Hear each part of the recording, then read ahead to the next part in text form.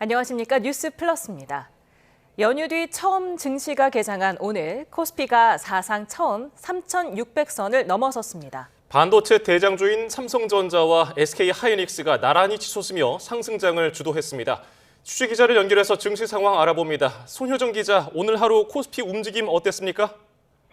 네, 추석 연휴로 일주일 동안 쉬었던 코스피는 장이 열리자마자 1% 넘게 뛰어 올랐습니다.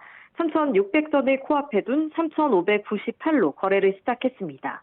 한때 3,617까지 치솟으며 장중 사상 최고치를 경신했습니다. 오름폭이 줄기도 했지만 장 후반 뒷심을 발휘하며 3,610.6으로 마감했습니다. 종가 기준으로도 3,600선 고지를 넘어선 겁니다. 오늘도 외국인의 매수세가 두드러졌습니다. 외국인 투자자는 9천억 원 넘는 주식을 사들이며 지수를 끌어올렸습니다. 반면 기관은 5,300억 원, 개인은 4,500억 원 넘는 주식을 팔아치우며 차익 실현에 집중했습니다. 연휴 기간 미국에서 대규모 인공지능 투자 발표 소식이 이어진 가운데 엔비디아의 아랍에미리트 수출 호재가 우리 반도체주 급등에도 영향을 미쳤습니다. 특히 삼성전자와 SK하이닉스가 각각 6%, 8% 넘게 뛰어 올랐습니다.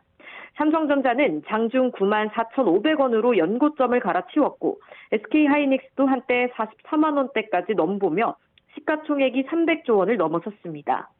반면 방산주는 이스라엘 하마스의 가자 1단계 휴전 합의로, 철강주는 EU 수입 관세 예고로 약세를 나타냈습니다. 코스닥은 상승과 하락을 반복하다가 전장보다 0.6% 오른 859로 마감했습니다. 외국인이 2,300억 원 넘는 주식을 사들였지만 개인과 기관은 순매도에 나섰습니다. 원달러 환율은 장 초반 5달 만에 1,423원까지 치솟았다가 오후 3시 반 기준 1,421.5원으로 소폭 내려앉았습니다. 지금까지 한국거래소에서 YTN 손효정입니다. 국정자원 전산실 화재로 중단된 행정 시스템 복구율이 30.6%를 기록했습니다. 중앙재난안전대책본부는 오늘 낮 12시 기준 전체 709개 행정 서비스 가운데 217개가 복구됐다고 밝혔습니다. 서비스가 정상화된 1등급 시스템은 전체 40개 가운데 30개에 이릅니다. 대전경찰청은 국정자원 화재와 관련해서 당시 비상전원장치 안에 있는 배터리 전원을 차단하지 않았다는 진술을 확보했다고 밝혔습니다. 이어서 배터리 묶음과 연결된 렉 차단기를 내리지 않은 게 이번 화재와 관련이 있는지 확인하기 위해서 국과수에서 정밀 감정을 진행하고 있다고 덧붙였습니다. 경찰은 지금까지 26명을 조사했고 1명을 추가로 입건해서 피의자는 5명으로 늘었습니다. 이재명 대통령이 화재 피해 복구가 진행 중인 국가정보자원관리원을 찾아 피해 상황을 보고받고 대응 계획을 점검했습니다. 연휴에도 복구에 나선 근무자들의 어려움을 듣고 격려를 전했는데 야권의 화재 대응 공세를 차단하려는 의도로도 풀이됩니다. 정인용 기자입니다. 이재명 대통령이 화재가 발생한 국가정보자원관리원을 찾았습니다. 불이 난 배터리들에 대한 냉각 작업이 진행 중인 침수조를 살펴보고 최초 발화 지점인 전산실도 둘러봅니다. 징검다리 연휴를 맞아 연차를 냈던 이 대통령이 화재 발생 2주 만에 처음으로 현장을 방문한 겁니다. 이번 화재 때문에 국민들께서 큰 불편과 불안을 겪고 있습니다. 국정의 최고 책임자로서 송구하다는 말씀을 먼저 드립니다. 이 대통령은 이 자리에서 화재 피해 현황과 향후 복구 계획을 보고받았습니다. 또 실무자들이 현장에서 느끼는 고충을 듣고 신체적, 정신적 위험에 노출되지 않도록 안전한 근무 환경을 마련하라고 지시했습니다. 이 대통령은 국가 전산 자원이 국방만큼 중요하다며 신속한 복구와 확고한 재발 방지책을 거듭 강조한 거로 전해졌습니다. 정부가 전체 장애 시스템의 규모를 뒤늦게 정정하는 등 대처가 미흡했다는 지적이 계속되고 있는 만큼 국민 불안감을 해소하기 위해 이 대통령이 직접 현장을 챙긴 걸로 보입니다. 특히 이 대통령이 화재 복구 기간 예능 프로그램에 출연한 것과 관련해 야권의 비판이 이어지고 있는 점을 고려해 이를 불식시키려는 의도란 해석도 나왔는데 대통령실은 선을 그었습니다. 대통령실 관계자는 YTN에 행정부 수반으로서 명절 기간에도 고생한 근무자들을 격려하는 차원의 방문이라며 야당 비판과 무관하다고 일축했습니다. 이 대통령은 국정자원 화재 현장 방문을 마친 뒤 다시 휴가에 들어갔는데 관세 협상과 개혁 과제 등 국정 방향을 다듬는 데 몰두할 걸로 보입니다. YTN 정인용입니다. 이재명 대통령의 국정자원 현장 방문에 국민의힘은 뒷북 방문이라고 평가절하하면서 화재 원인을 규명하기 위한 국정조사를 요구했습니다. 반면 민주당은 피자 한 조각까지 정쟁화한다며 윤석열 시대 구태에서 벗어나라고 비판했습니다. 박희재 기자입니다. 2주 만에 화재 현장을 찾은 이재명 대통령을 향해 국민의힘은 늑장, 뒷북이라고 비판했습니다. 불이 난 직후 예능 냉장고를 부탁해에 출연해 보여주기식 정치를 하느라 정작 재난 현장을 외면했다면서 민생을 생각하는 정부가 맞느냐고 반문했습니다. 국민의 민생을 챙기는 정부인지 아니면 이미지 정치에만 몰두하는 그런 정치인지를 화재 사태로 여실히 보셨다고 생각을 합니다. 화재 한 번에 국가 전산망이 통째로 마비되고 주먹구구식 행정 때문에 중단된 시스템 규모조차 틀렸다며 이를 국정조사로 규명하자고도 제안했습니다. 화재 원인, 피해 규모, 컨트롤타워인 대통령실의 대응까지 총체적인 부실을 전면 재점검하고 반면 더불어민주당은 이번 화재 책임이 현 정부가 아닌 관련 예산 편성을 놓친 윤석열 정부에 있다고 거듭 주장했습니다. 또 이 대통령의 예능 출연은 한식산업과 수출을 위한 노력이었는데도 야당이 사소한 일까지 정쟁화시킨다며 민생에 집중하라고 일갈했습니다. 그런데 국민의힘은 피자 한 조각, 떡볶이 한 접시까지 문제 삼으며 정쟁을 이어갑니다. 국민의힘은 제발 이성을 되찾기 바랍니다. 국민과 국익은 안중에도 없이 냉장고를 열었다 닫았다면 전교로만 울리는 이유가 뭡니까? 대한민국 제1야당 맞습니까? 날선 공방 속에 민주당은 3주 남은 경주 에이펙 기간 정쟁 중단을 제안했고 국민의힘은 부동산과 물가, 환율 등을 우려하며 민생경제협의체를 가동하자고 외쳤습니다. 국민의힘이 진정 우리 경제를 걱정한다면 에이펙 회의가 열리는 기간 동안만이라도 모든 정쟁을 중단할 것을 제안합니다. 독선과 독재를 접고 노선 수정을 하여 민생경제협의체가 가동될 수 있는 여건을 여야는 응급실 뺑뺑이 방지법 등 민생법안 60여 건을 두고 국정감사 기간에 본회의를 여는 방안도 물밑에서 조율 중입니다. YTN 박희재입니다. 김건희 특검이 통일교 청탁 의혹으로 구속된 한학자 총재를 기소했습니다. 특검은 같은 의혹에 연루된 전 총재 비서실장 등 공범들도 함께 재판에 넘겼습니다. 취재기자를 연결합니다. 안동준 기자. 네, 김건희 특검 사무실입니다. 네, 특검이 한 총재를 기소한 혐의 자세히 짚어주실까요? 네, 특검은 오늘 한 총재를 모두 4가지 혐의로 재판에 넘겼습니다. 네, 먼저 특검은 한 총재가 지난 2022년 권성동 의원에게 정치자금 1억 원을 건네고 통일교 단체 자금 1억 4,400만 원을 국민의힘 국회의원 등에게 쪼개기 후원했다고 보고 정치자금법 위반 혐의를 적시했습니다. 한 총재가 김건희 씨에게 8,200만 원 상당 명품 가방과 목걸이 등을 건넸다는 의혹에 대해서는 청탁금지법 위반 혐의를 적용했습니다. 또 한 총재가 자신의 원정도박 수사 정보를 취득한 뒤 증거 인멸을 지시한 혐의도 포함됐습니다. 이 밖에도 특검은 한 총재가 각종 청탁을 위해 금품을 구매한 비용과 아시아 국가 국회의원에게 선거자금 10만 달러를 아프리카 국가 대통령 소속 정당에 선거자금 50만 달러를 건네는 등 통일교 자금을 횡령했다고 판단했습니다. 특검은 이와 함께 각 혐의에 대한 공범인 정원주 전 비서실장과 윤영호 전 세계본부장 그리고 재무국장이었던 윤 전 본부장 부인도 함께 재판에 넘겼습니다. 특검은 한 총재를 먼저 기소한 뒤 통일교의 국민의힘 전당대회 개입 의혹 등 여죄에 대한 수사를 이어갈 전망입니다. 예, 김건희 특검이 다음 주부터는 매관 매직 의혹 수사도 본격화하지요? 네, 특검은 다음 주 월요일 이배용 전 국가교육위원장에게 소환을 통보했습니다. 특검이 이 전 위원장을 소환하는 건 이번이 처음인데요. 다만 이 전 위원장 변호인 측이 특검에 출석이 어렵다는 의사를 밝혀 실제 특검에 출석할지는 미지수입니다. 이 전 위원장은 공직 임명 등을 대가로 김건희 씨에게 금 거부기를 건넨 의혹을 받습니다.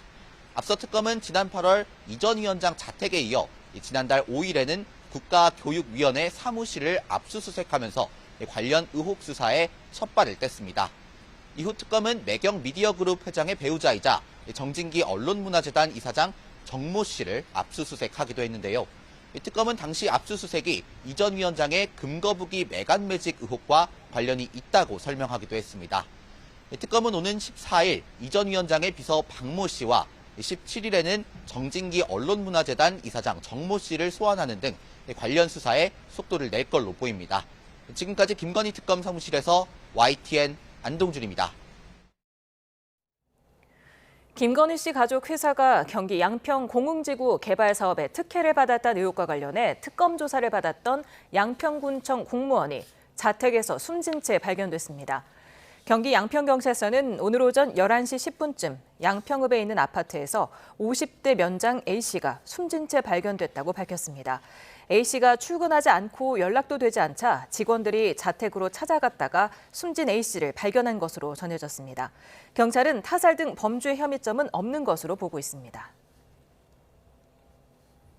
국민의힘 장동혁 대표는 오늘 국회에서 긴급 기자간담회를 열고 숨진 공무원이 지난 3일 새벽 특검 조사를 마친 뒤에 작성한 한 페이지 분량의 진술서를 공개했습니다. 진술서에서 고인은 모르고 기억이 안 난다고 해도 사실대로 말해도 계속 다그쳤다면서 수사관 강압에 못 이겨 전혀 기억이 없는 진술을 했다고 주장했습니다. 또 답도 수사관이 정해서 요구한 뒤에 빨리 도장을 찍으라고 강요했다며 너무 힘들고 지쳐서 세상을 등지고 싶다고 썼습니다. 이와 관련해 고인 측 변호인은 불법 수사로 선량한 국민을 죽음으로 내몬 민중기 특별검사와 담당 수사관을 직권남용과 허위 공문서 작성 등 혐의로 엄중한 심판을 받게 하겠다면서 법적 조치를 예고했습니다. 윤석열 전 대통령이 체포영장 집행 방해 혐의 재판에 출석하지 않았습니다. 윤 전 대통령은 서울중앙지법에서 열린 윤석열 전 대통령의 특수공무집행방해 혐의 사건 두 번째 공판에 건강상 사유로 출석이 어렵다며 불출석 사유서를 제출한 것으로 파악됐습니다. 재판부는 정당한 사유가 없는 것으로 보인다며 오늘은 기일 외 공판으로 진행하고 추후 걸석 재판을 진행할지 결정하겠다고 밝혔습니다. 최상병 특검팀이 오는 13일 윤석열 전 대통령의 출석 요구서를 보내기로 했습니다. 정민영 특검보는 다음 주 월요일인 13일 윤 전 대통령 측에 출석 요구서를 보내서 다음 주에 조사할 수 있도록 일정을 조율할 예정이라고 밝혔습니다. 최상병 특검이 윤 전 대통령의 소환을 통보하는 건 이번이 처음으로 다른 특검 조사에 불응하고 재판에도 출석하지 않고 있는 윤 전 대통령이 조사에 응할지는 미지수입니다. 다음 주 시작하는 국정감사에서 더불어민주당은 조희대 대법원장을, 국민의힘은 김현지 대통령실 부속실장을 증언대에 세우겠다고 벼르고 있습니다. 국정감사 기조로는 각각 내란 청산과 독재 저지를 내걸었습니다. 김다현 기자입니다. 다음 주 월요일부터 시작하는 이재명 정부 첫 국정감사를 앞두고 더불어민주당은 내란 잔재 청산을 목표로 세웠습니다. 여당 아닌 야당이란 자세로 윤석열 정권이 무너뜨린 지난 3년을 꼼꼼히 들여다보겠다고 엄포를 놨습니다. 전 정부의 불법과 실정으로 망가진 곳을 고치고 내란의 상흔을 메우고 개혁을 완성하는 국감으로 국민의 기대에 반드시 응답하겠습니다. 첫날 대법원 국감부터 전쟁터가 예상되는데 민주당은 조희대 대법원장을 개혁에 저항하는 반동의 실체라고 규정하면서 인사말만 듣고 떠나게 했던 관례 대신 증언대에 세워 답변을 듣겠다고 강조했습니다. 김현지 대통령실 부속실장 출석을 두고는 정쟁 땔감용은 거부한다면서 사실상 거부 뜻을 밝혔습니다. 그런 문제가 없었다고 하는데 불러야 되나요? 국감을 정쟁의 장으로 삼는 것은 용납하지 않겠다. 이건 명확하게 하겠습니다. 민주당은 민생을 위해 재계 증인을 최소화하고 중복 출석이나 무한정 대기 등 구태도 개선하겠다고 밝혔습니다. 국민의힘은 국정감사 종합상황실 현판까지 걸면서 대여 투쟁 의지를 불태웠습니다. 독재를 저지하고 내 삶을 지키는 국정감사를 기조로 이재명 정부의 현금 살포, 부채주도 성장과 차별화하겠다고 강조했습니다. 여당보다 유능한 야당임을 국정감사를 통해서 보여드리겠습니다. 107명 모두가 민생 싸움꾼이 되겠습니다. 민주당이 추진하는 검찰 사법개혁 등을 사법체계 교란 시도라고 규정했고 동시에 김현지 부속실장이 정권 최고 실세임에도 실체가 오리무중이라며 송곳 검증을 예고했습니다. 성남 라인 비선 실세들의 영향력도 도처에서 감지되고 있다는 소식입니다. 이재명 정권의 위선과 거짓을 끝까지 파헤치는 당장 다음 주 월요일 대법원 국정감사가 첫 단추입니다. 대선 개입 의혹과 사법개혁 방안 등을 놓고 민주당은 내란 청산을, 국민의힘은 독재 저지를 외치며 신경전을 이어갈 전망입니다. YTN 김다현입니다. 삼부유인인 대법원장이 국회 국정감사에 일반 증인으로 채택된 적은 지금껏 없었습니다. 일반 증인으로 국감 출석을 요구받은 조희대 대법원장이 어떻게 대응할지 관심이 집중되고 있습니다. 조성호 기자입니다. 사법부의 수장, 대법원장의 국정감사 출석에는 공식처럼 정해진 관행이 있었습니다. 시작할 때 인사말을 한 뒤 국회 법제사법위원장 허가를 받아 자리를 옮겼다가 이번 국정감사에서 성실하고 진지한 태도로 위원님들이 들려주시는 국민의 목소리를 경청하고 네, 조희대 대법원장님 수고하셨습니다. 이석을 하셔도 되겠습니다. 질의가 모두 끝나면 마무리 인사를 하러 돌아오는 게 관례였습니다. 대법원 전원합의체 재판장이자 삼권 분립의 한 축인 대법원장에 대한 예우였습니다. 대법관 가운데서도 재판에 관여하지 않는 법원 행정처장, 그리고 일선 법원장만 국감 증인으로 세워온 것도 같은 맥락입니다. 삼권 분립 차원에서 대법원장께서 직접 일문일답을 하는 것은 문제가 있다라고 지적을 합니다. 여당 주도로 국감 출석이 강제되더라도 조희대 대법원장은 관례대로 인사말만 하고 양해를 구할 가능성이 크다는 관측입니다. 받아들여지지 않는다면 국감장엔 남아있되 진행 중인 재판과 관련해 원론적인 답변을 하거나 침묵할 가능성도 없지 않습니다. 대선 개입 의혹을 묻겠다며 여당이 개최한 국회 청문회들처럼 불출석 사유서를 내고 아예 나오지 않을 가능성도 배제할 수 없습니다. 사법부 수장이 국감장에 아예 나오지 않거나 일반 증인으로 증언대에 선다면 둘 다 초유의 일입니다. 어떤 상황이든 정치권과 사법부 신뢰에 좋지 않은 영향을 미칠 거란 지적입니다. YTN 조성호입니다. 강훈식 대통령 비서실장이 이재명 정부 출범 이후 처음으로 대통령실 전 직원 조회를 열고 향후 조직 운영 방향을 제시했습니다. 대통령실은 강 실장이 그간의 성과를 점검하고 유능한 정부, 성공한 정부가 되기를 다짐하고자 조회를 개최했다고 밝혔습니다. 또 대통령실이 더 유능하고 좋은 의사결정을 내리는 조직으로 거듭날 수 있도록 실력과 창의성을 발휘해달라고 당부했습니다. 노동당 창건 80주년을 맞은 북한이 열병식에 앞서 대규모 경축 행사를 열었습니다. 중국과 러시아 등 외국 고위급 인사들이 참석한 가운데 김 위원장은 사회주의 낙원을 세우겠다고 말했습니다. 이종원 기자입니다.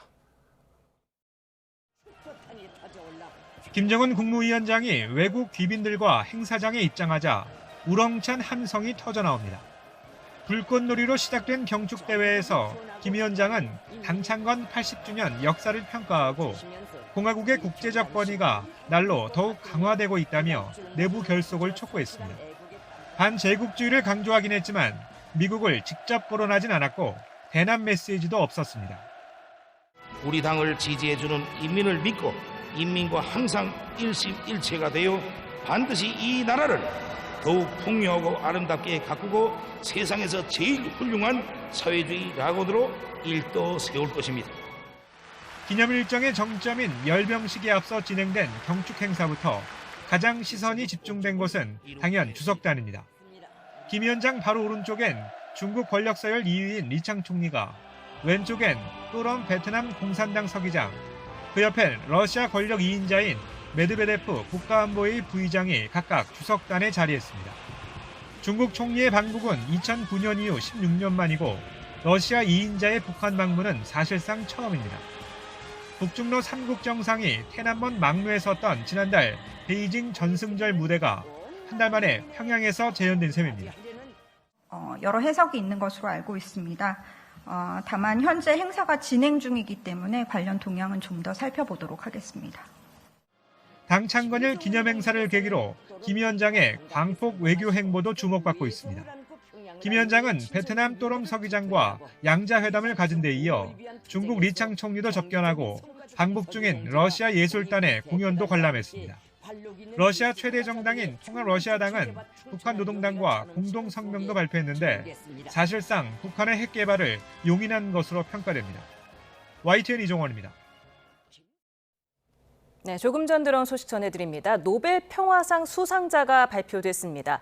베네수엘라의 야권 지도자 마리아 코리나 마차도가 수상자로 선정이 됐습니다.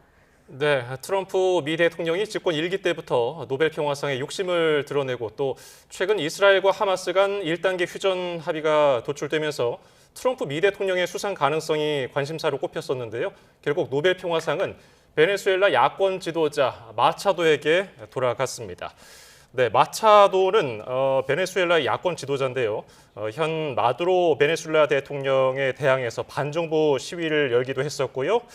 예, 지금까지 저희가 노벨 평화상 수상자인 베네수엘라 마리아 코리나 마차도의 소식 전해드렸습니다. 자세한 소식은 이어지는 뉴스에서 전해드리겠습니다. 김정은 북한 국무위원장이 노동당 창건 80주년 기념행사 참석을 위해 방북한 리창 중국 국무원 총리를 만나서 북중 관계는 견고해서 깰 수 없다며 양자 관계를 강조했습니다. 신화통신은 김 위원장이 평양에서 리 총리를 만나 국제 정세가 어떻게 변하든 북중 우호 협력 관계를 견고히 발전시키는 것은 북한 당정의 확고부동한 입장이라면서 이같이 말했다고 보도했습니다. 시진핑 중국 국가주석이 북한 노동당 창건 80주년 기념일을 맞아 김정은 국무위원장에게 축전을 보냈습니다. 시 주석은 축전에서 중국과 북한은 모두 공산당이 이끄는 사회주의 국가라며 양측의 우위가 영원히 변하지 않기를 바란다고 밝혔습니다. 가자 9호 선단이 납포된 지 사흘째를 맞은 가운데 동행한 한국인 활동가 1명이 이스라엘 현지 교도소에 함께 수감된 것으로 파악됐습니다. 우리 정부는 외교 채널 가동에 나섰고 이스라엘은 신속한 석방을 위해 협조를 약속했습니다. 정유신 기자입니다. 고속정을 탄 무장한 이스라엘군이 9호 선박에 올라탔습니다. 작동 중인 카메라를 발견하고 총으로 망가뜨립니다. 현지 시간 8일 이스라엘군이 가자 지구에 접근하던 국제 9호선단 11척을 납포했습니다. 9호선단엔 가자 지구 병원을 지원하기 위해 1억 5천만 원 상당의 의약품 등이 실려 있었습니다. 전 세계에서 모인 의사와 활동가들과 함께 한국인 김하연 씨도 동행했습니다. 제 이름은 하현김이고 대한민국 출신입니다. 이 영상을 보고 계신다면 우리는 바다에서 가로막혔고 제 즉각적인 석방을 요구해 주시기를 호소합니다. 김 씨를 포함한 활동가들은 이스라엘로 압송됐고 이스라엘 남부 사막에 있는 테치호트 교도소에 수감된 상태로 파악됐습니다. 주로 팔레스타인 테러리스트를 수용하는 시설로 가혹한 환경으로 악명이 높은 것으로 알려졌습니다. 최근 스웨덴 환경운동가 그레타 툰베리도 해당 교도소에 수감됐다가 추방됐습니다. 시민사회 긴급행동은 김 씨 등 활동가들을 테러리스트 취급하는 것이라며 즉각 석방을 촉구했습니다. 우리 정부는 김 씨의 조속한 석방을 위해 외교 채널을 총가동하고 있습니다. 이에 대해 이스라엘 측은 한국인이 신속하게 석방될 수 있도록 협조하고 안전 보장을 위해 모든 노력을 다하겠다고 답했습니다.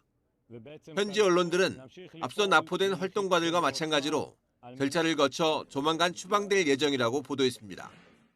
전날 이스라엘과 하마스는 트럼프 대통령이 주도해 마련한 가자지구 평화구상 1단계에 합의했습니다. 휴전이 발효되면 식량과 의료품을 실은 구호 트럭 행렬이 가자지구로 대규모 진입하고 민간 구호 활동도 본격화될 전망입니다. YTN 정준입니다.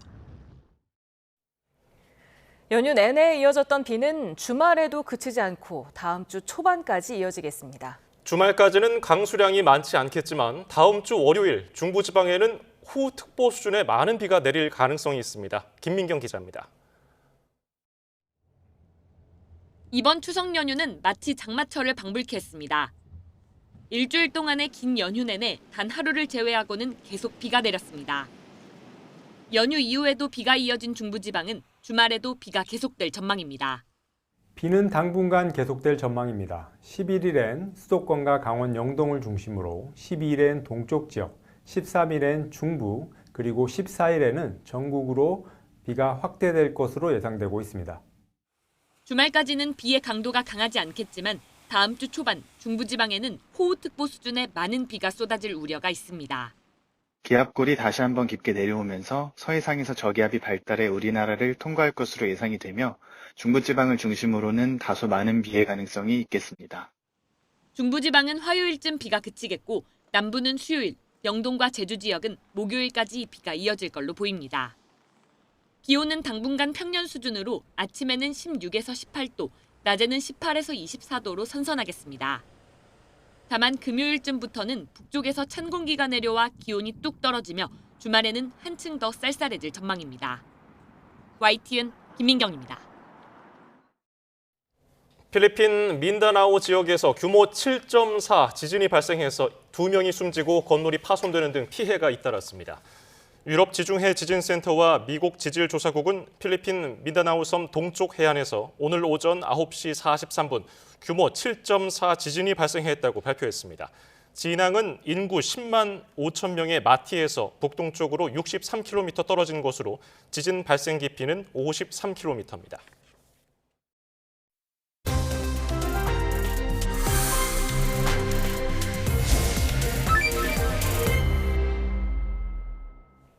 이슈 플러스 오늘의 전국 상황, 박원석 전 의원, 정호김 전 새누리당 의원과 살펴보겠습니다. 어서 오세요. 안녕하세요. 네, 두 분 다 추석 연휴 잘 보내셨는지 궁금한데 지금 이 추석 연휴 민심에 대해서 여야가 서로 다른 제각각의 해석을 내놨습니다. 어떻게 보셨습니까? 이게 이제 민심에 대해서 진단도 여야가 각자 이제 자기 진영이나 정치적 이해관계에 따라서 해석을 하는 경향이 있는데 예전에 비해서 정치 얘기를 확실히 덜하는 건 맞는 것 같아요. 그리고 이제 물가라든지 최근에 또 주식시장 상황이나 부동산이나 이런 경제 얘기가 오히려 더 많았던 게 아닌가 싶고 또 이게 추석 연휴 기간 내내 이재명 대통령 예능 출연 문제를 여야가 주고받는 공방이 이제 국민들 보기에는 좀 피곤하게 느껴지지 않았을까 싶습니다.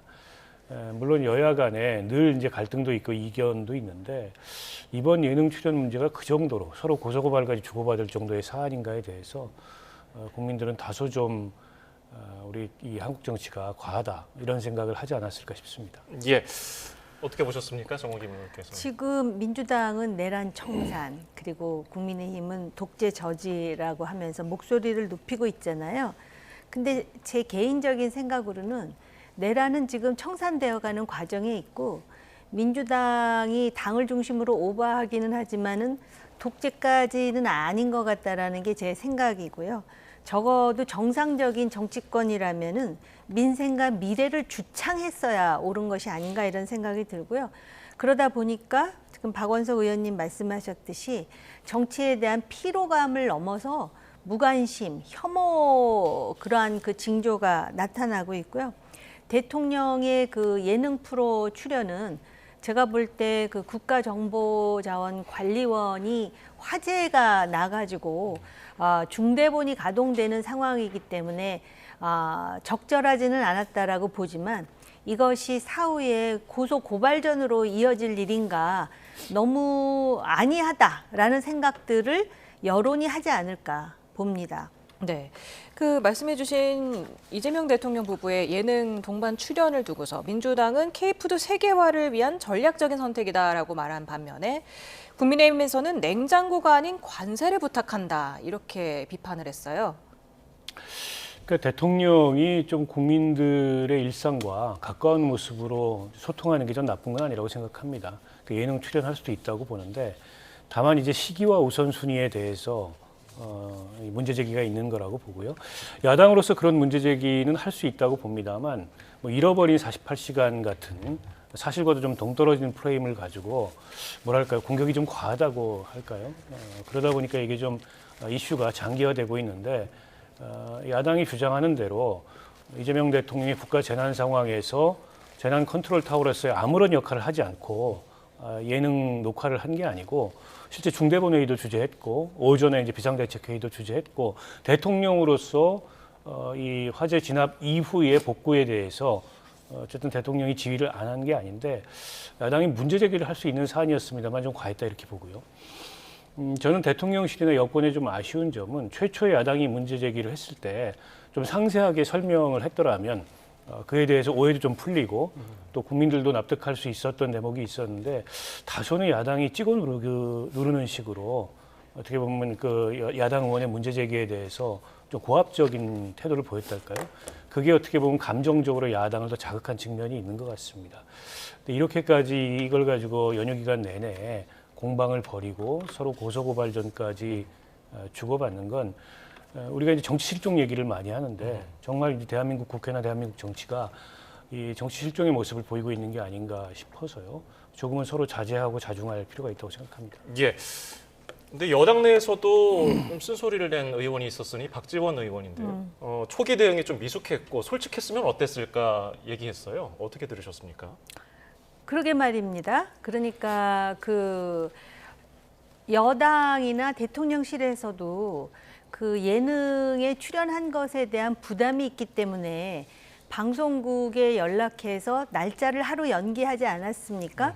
물론 그 명분은 화재와 관련해서 공무원이 극단적인 선택을 한 것에 대한 심심한 위로와 명복을 빌기 위해서라고는 하지만 정치적으로 부담이 있다는 걸 알았으니까 그런 행동을 했었을 것 같고요.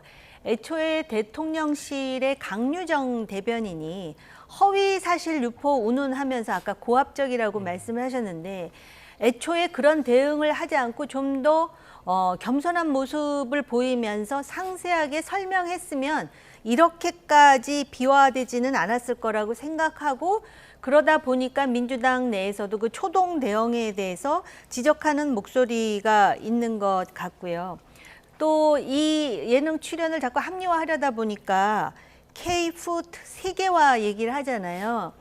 근데 그 프로그램은 원래 냉장고에 묵은 반찬을 가지고 냉장고 파먹는 프로그램이에요. 그런데 그 편성의 취지까지도 바꿔가면서 대통령이 국민과 소통하기 위해서 그것도 화재로 정신없는 상황에서 꼭 국민과 소통을 그렇게 했어야 했느냐라고 문제 제기하는 야당의 그 문제 제기가 틀린 것은 아닌데 제가 보더라도 잃어버린 48시간 뭐 그런 내용으로 주장하는 것은 좀 과하다라는 생각은 물론 듭니다. 그리고 어찌됐든 이 문제와 관련해서 오늘 대통령이 그 국가정보관리원을 방문한 것으로 지금 뉴스 보도가 나오던데요. 예. 본인은 국민과 좀 더 가까이 소통하려고 했는데 그런 그 문제가 제기돼서 송구합니다. 한마디 했었으면 어땠을까? 라는 생각도 듭니다. 네, 말씀하신 대로 오늘 국정자원 화재 현장을 화재 14일 만에 그것도 휴가 중인데 방문을 했습니다. 이를 두고서 국민의힘에서는 뒷북 대응 아니냐 이렇게 또 비판하기도 했어요. 꼭 그렇게 볼 문제는 아니고요. 화재 직후에 방문하는 게 사실은 현장에서 이 화재 상황을 수습하는데 도움이 안 될 수도 있습니다. 대통령이 가게 되면 일단 경호부터 시작해서 현장이 굉장히 복잡해지고 번거로워지는 게 사실입니다. 때문에 조금은 이제 안정 단계에 들어가서 복구 과정에 있는 지금 시점에 가는 게 더 나은 선택이었을 수 있다. 물론 이제 앞서 의원님 말씀하셨듯이 연휴 기간 내내 있었던 논란을 의식해서 지금도 이제 대통령이 오늘도 휴가 중인데 휴가 중에 방문해서 사고 수습을 하고 있는 현장 관계자들을 격려하고 또 보고를 들은 거일 수도 있겠습니다만, 뭐 야당에서는 늘 이제 그런 방식의 문제 제기를 하는데요. 저는 이 논란은 이쯤에서 여야 간에 서로 좀 정리를 해야 되지 않을까 싶고 이걸 뭐 더 소모적으로 가져가 봐야 별로 이렇게 득점을 할 수 있는 그런 이슈가 더 이상 아니라고 보고요. 그러나 이제 저는 국민의힘에서 문제 제기할 때 다소는 좀 의아하게 느꼈던 게 세월호 그 사고 당시에 박근혜 대통령의 뭐 7시간이라든지 또 이태원 참사 당시를 아마 이제 국가 재난이었기 때문에 환기시키려고 이번 사안이 그만큼 중요한 사안이다. 이렇게 이제 문제 제기를 했는데 일종의 자책골 아닌가요? 당시에 어쨌든 당시 대통령이나 정부가 제대로 된 대응을 못해서 국민적 지탄을 받았던 거고 같은 국가 재난이긴 합니다만 대규모 인명 손상이 일어났던 사고와 이번 이제 국정자원 화재하고는 이제 국민들이 느끼는 감각이 조금 다르거든요. 근데 이제 야당에서 계속 이제 문제 제기를 강도 높게 하다 보니까 과거 일까지 소환해가지고 문제 제기를 했는데 자칫 그게 이제 자책골로 보일 수 있는 측면도 있었다. 그러면서 그런 측면에서 정무적으로는 조금 이해가 안 가는 그런 모습도 저는 있었습니다. 국민의힘에서는 이 일을 가지고서 국정조사하자고 민주당에 제안했는데 민주당이 받을 거라고 생각하는 분들은 많지 않은 것 같고요. 어떤 의도로 이렇게 얘기했을까요? 받을 수도 있는 건데요. 예. 워낙이 여야 관계가 상당히 팽팽하고 거의 적대적이다 보니까 아마 안보 적성국보다 서로가 서로에 대해서 느끼는 적대감이 더 심각하지 않을까 싶을 정도거든요. 근데 제가 볼 때는 오히려 지금 의원님 말씀하셨듯이 이 문제에 대해서 먼저 내려놓는 쪽이 사실은 이기는 거거든요.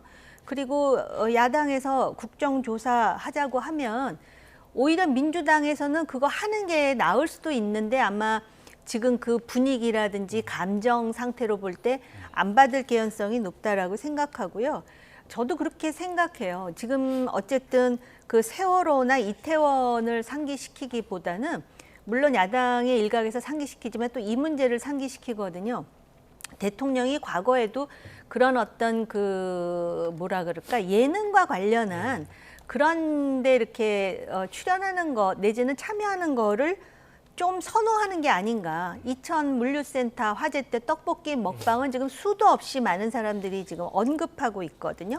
그런가 하면은 그 대장동 관련해서 김문기 씨 사망 전후로 그 성탄절 이벤트에 또 화사하게 부부가 그런 것들이 연상되기 때문에 아마 이번에 이렇게 그 국민의힘의 문제 제기가 수그러들지 않고 계속해서 여론의 그 입에 오르내리는 것 아닌가 싶습니다. 네. 그리고 추석 연휴 직전에 그 전날에 이진숙 전 방통위원장이 경찰에 체포가 됐다가 체포적부심 인용으로 석방이 됐는데 이를 두고 또 여야 간의 강론이 오갔잖아요. 이거는 어떻게 평가하셨습니까? 체포적부심 인용 내용을 보면 어쨌든 체포영장 집행 자체가 적법했다라는 것을 이 적부심을 인용한 재판부도 인정을 하고 있습니다. 공소시효가 임박해 있었고 또 당사자가 불출석을 했고 불출석 사유를 제출했던 이제 국회 본회의 참석도 그게 필수 불가결한 참석이 있는지에 대해서 의문이다. 그럼에도 불구하고 조사가 거의 다 이루어졌기 때문에 체포 상태를 유지할 필요성이 없다라는 게 이제 인용 사유인데요. 저는 이진숙 위원장이 어떻게 보면 과도하게 이걸 정치적으로 이용하고 있는 게 아닌가 싶어요. 물론 이제 그런 정치적 이용이 가능하도록 제가 보기에 경찰의 대응이 좀 미숙하고 어떻게 보면 좀 빌미를 준 측면도 있습니다. 그런데다가 통상에는 그 피의자가 출석 요구에 응하지 않았을 때 공개적인 촉구를 합니다. 그리고 이제 체포영장을 신청할 수도 있다라는 걸 이제 언론을 통해서 공개적으로 언급을 하거나 하는 경우들이 보통인데 이번에 그런 이제 공개적인 그 영장 신청에 대한 일종의 예고나 경고나 이런 거 없이 바로 집행이 이루어져서 처음에는 이게 긴급체포인가? 근데 이제 긴급체포의 요건은 안 되잖아요. 이제 그런 약간 혼란마저 불러일으킬 정도로 조금은 좀 전격적이었고 의아했던 게 사실입니다. 결과적으로 이진숙 위원장은 어쨌든 방통위원장직에서 면직된 이후에 정치권 진출을 할 거다라는 설이 파다한데 그 이진숙 위원장의 정치권 진출에 결과적으로 날개를 달아준 거 아니냐. 그래서 여권 내에서 좀 아쉽다. 이런 반응이 나오는 게 아닌가 싶습니다. 네. 조금 전에 들어온 속보 하나 먼저 전해드리겠습니다. 특검이 양평 공무원 사망의 강압 조사 정황이 없었다. 이렇게 밝혔습니다. 앞서서 저희가 전해드렸 바에 의하면 국민의 양평 공흥지구 특혜 의혹에 연루돼서 김건희 특검 조사를 마친 뒤에 숨진 공무원의 진술서를 국민의힘이 공개를 하면서 특검의 강압 수사를 규탄했었는데요. 장동혁 대표는 앞서서 오늘 국회에서 긴급 기자간담회를 열고 고인이 지난 3일 새벽 특검 조사를 마친 뒤 작성한 한 페이지 분량의 진술서를 공개를 했었는데 이 내용에 모르고 기억이 안 난다고 해도 사실대로 말해도 계속 다그쳤다. 수사관 강압에 못 이겨서 전혀 기억이 없는 진술했다고 주장을 했는데 이에 대해서 특검의 강압 조사 정황이 없었다. 이렇게 밝혔습니다. 예. 추가로 다른 내용 방금 들어온 소식도 하나 전해드리죠. 대법원이 대법원에서 나온 내용인데요. 최태원 SK 회장과 노소영 씨 이혼 소송 상고심 날짜가 정해졌습니다. 16일로 정해졌네요. 이 내용까지 저희가 전해드리고요. 계속해서 저희 대담 이어가겠습니다. 자, 저희가 이진숙 전 위원장 체포 그리고 체포적부심 인용까지 얘기를 나눴었는데 이번 일로 인해서 득실을 확실하게 좀 구분을 해볼까요? 누가 득이고 누가 실입니까? 이진숙 득, 민주당 대통령실 실이죠. 경찰은 뭐 그 완전히 지금 경찰에게 책임을 전가하면서 대응이 미숙했다고 하는데 경찰의 어떤 그 실체를 경찰 스스로 보여준 측면도 있고요. 이게 만약에 이진숙이라는 사람이 여당의 장관급 인사였다면 과연 이렇게 전격 체포가 가능했을까? 그리고 지금 또 무슨 얘기가 나오냐면은 요번에 체포를 하기 전에 2번의 체포 시도가 더 있었다 그러잖아요. 근데 그것에 대해서 경찰에 질문하니까 아무 답변을 못 해요. 근데 원래 이 정치판에서 벌어지는 일은 팩트만큼 중요한 게 일단 어떻게 보여지느냐거든요. 그러다 보니까는 지금 국민의힘이 어떻게 정치 공세를 합니까? 독재 정치라고 막 하잖아요. 그리고 심지어는 지금 미국의 대통령도 무슨 숙청이라든지 혁명이라든지 이런 단어를 막 사용하잖아요. 자기의 SNS에. 그래서 이런 차원에서 경찰도 신중하지 못했고 과연 선거법 위반으로 몇 번 소환해서 불응했고 근데 불응만 한 게 아니라 본인의 주장에 따르면 사유서를 제출했다고 하지 않습니까? 근데 그거를 체포를 하는 그러한 그 뭐라 그럴까 오바행위죠, 오바행위. 그러다 보니까 민주당 내에서도 지금 그것에 대해서 이진숙의 정치적 입지만 키워줬다라고 지금 그 상당히 볼멘 소리가 나오는 거 아니겠습니까? 그래서 이런 차원으로 볼 때 민주당이 이진숙의 등을 이렇게 슬슬 밀어주면서 지금 날아가게 만드는 형국이다. 그렇게 보여지는 것이죠.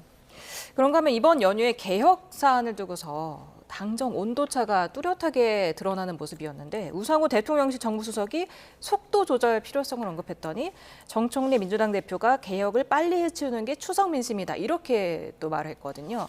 어떤 전략이라고 보십니까? 글쎄 당정 간의 그 약간은 지금 이제 국정 현안에 대한 온도 차이가 있는 거 아니냐 이런 해석들이 많이 나오고 있습니다. 우상호 수석이 언론의 인터뷰를 통해서 대통령이 가장 많이 하는 질문이 당이 왜 이런 결정을 했느냐라는 질문을 많이 하는데 이제 그에 대해서 뭔가 이게 당과 조율을 할 때 굉장한 어려움을 느낀다 이런 말씀을 하셨어요. 아마도 조율의 청문회를 두고서 그런 그 온도 차이가 발생한 게 아닌가 싶습니다. 사실 조희대 대법원장 청문회는 당 지도부도 사전에 인지하지 못한 상황에서 법사위에서 전격적으로 청문회 결정이 이루어졌는데 그에 대해서 김병기 그 원내대표는 좀 불편함을 표현을 했고 사전에 협의해달라 이런 언급을 한 데 반해서 정청래 대표는 기왕에 이렇게 됐으니까 잘해보자. 이런 식으로 약간은 조금 다른 태도를 보였어요. 예. 그런 점에 대해서 당과 대통령실 간의 온도 차이가 있는 것만은 분명해 보이고 또 검찰개혁이나 사법개혁을 추진하는 속도와 방식에도 다소는 온도 차이가 있어 보입니다. 어떻게 보면 당에서는 당의 핵심 지지층이 요구하는 그런 어떤 강하고 빠르고 이런 압박을 하는 데 반해서 대통령실에서는 여러 가지 정무적으로 고려를 해야 되니까 조금은 좀 부드럽게, 그러니까 조금은 좀 더 여유 있게 이렇게 갔으면 하는 그런 차이가 있는 것 같은데요. 이게 조절 불가능한 정도의 이견은 아닌 것 같은데 이런 그 온도 차이가 거듭해서 노출되거나 아니면 고착된다면 그건 문제겠죠. 과거에도 이제 당과 대통령실이 어느 당이 집권을 하건 간에 모든 사안에 있어서 일치하는 건 아니고 비근한 예로 지난 윤석열 대통령 시절에는 뭐 당대표를 내쫓는 일까지 발생했지 않습니까? 그에 비하면 지금 정도의 온도 차이는 뭐 큰 문제는 아닌데 워낙에 임기 초인데 이렇게 원심력이 작용한다면 자칫하면 그건 이제 대통령의 국정 주도력이랄까, 국정 장악력이랄까 여기에 이제 차질로 나타날 수 있기 때문에 정무수석이 그에 대해서 우려하는 발언을 거듭해서 한 게 아닌가 싶습니다. 예.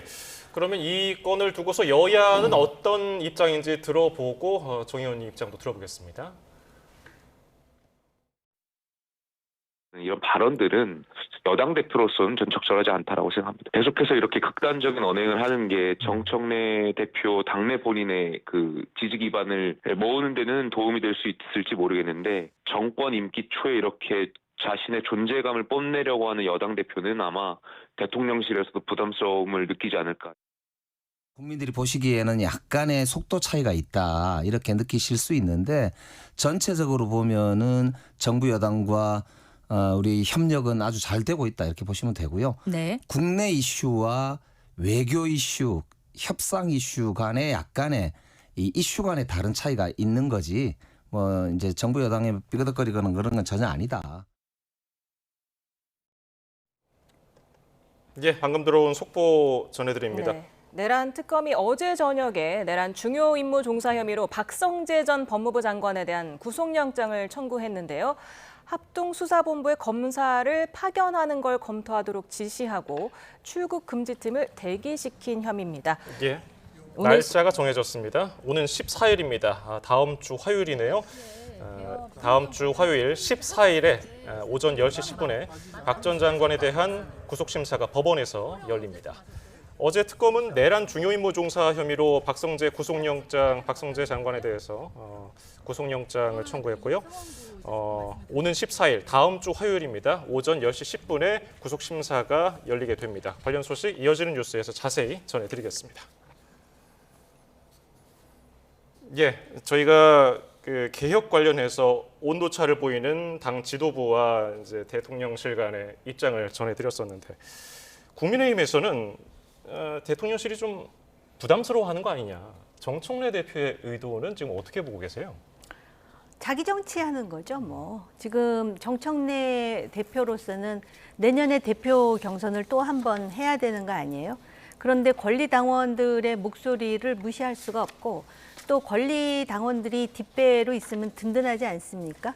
국민의힘도 마찬가지 아닐까요? 강성 당원들이 뒤에서 받쳐주는 것이 상당히 힘이 된다라는 걸 이미 간파하고 있는 상황 아닐까요? 그러다 보니까 지금 민주당 의원이 이런 얘기 하잖아요. 협력은 전반적으로 잘 되는데 국내 이슈라든지 외교 이슈에 차이가 있다 그러면서 삐끄덕거리는 건 아니다 그러는데 그게 삐끄덕거리는 거예요. 국내 이슈하고 외교 이슈 빼면 뭐가 남습니까? 협상 이슈 세 가지 빼면은. 그래서 오죽하면 정무수석이 언론에 나와서 그렇게 이야기할 정도면은 상당히 지금 조율이 잘 안 되고 있다는 것을 알 수가 있고요.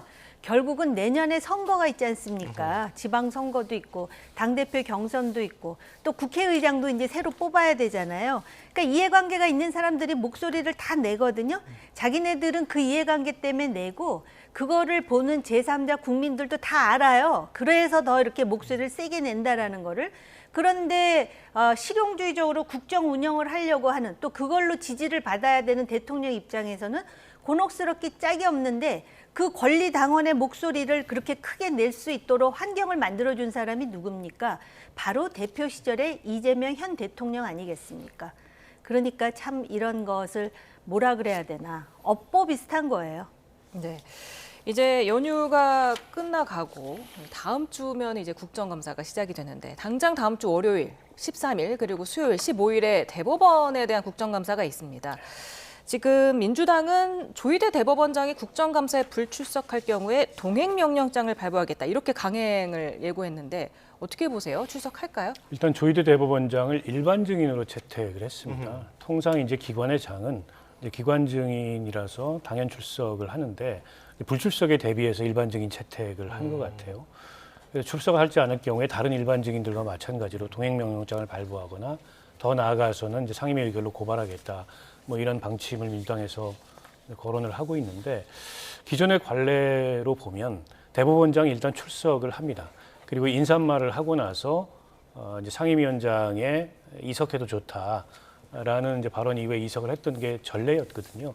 그 이제 삼권 분립을 존중하는 차원에서 대법원장이 현안에 대해서 답변하기보다는 법원행정처장이 답변하도록 하고 상징적인 수준에서 인사말 정도를 하는 걸로 그동안의 국감이 진행됐는데 이번에는 그런 관례를 민주당에서 인정하지 않을 것 같습니다. 그리고 국회법에 따르면은 대법원장은 국회의 요청이 있을 경우에 출석을 해야 되고 특정한 질문에 대해서 답변도 하는 것이 의무입니다. 때문에 아마 국회가 그렇게 의결을 하고 출석을 요구한다면은 출석을 피하는 것은 전 적절치 않아 보이고요. 출석해서 답변할 수 있는 건 답변하고 답변하는 게 적절치 않다. 예를 들어 진행 중인 사건에 대해서 대법원장에게 질문을 한다면 그거는 뭐 우리 법원조직법이나 여타 법령에 의해서 답변하는 것이 자칫하면 위법이 될 수도 있거든요. 그런 거에 대해서는 답변을 회피하고 그렇게 대처하는 게 이 사안을 둘러싼 더 이상의 충돌을 막는 방법이 아닌가 싶고요. 대법원도 기존의 관례나 혹은 사법부의 권위만을 내세워서 지금 이 요구를 회피할 수 있는 문제는 아니라고 생각하고요.